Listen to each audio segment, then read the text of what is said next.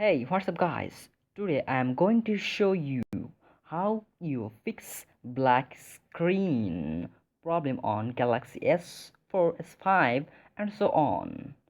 When your mobile's touch key and notification LED work well, but sometimes screen come up and sometimes not.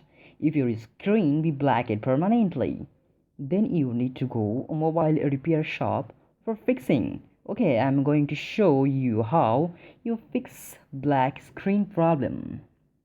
At first, go to Play Store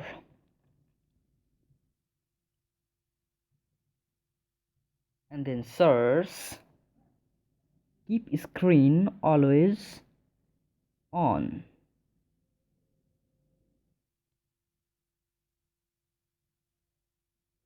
Then install it.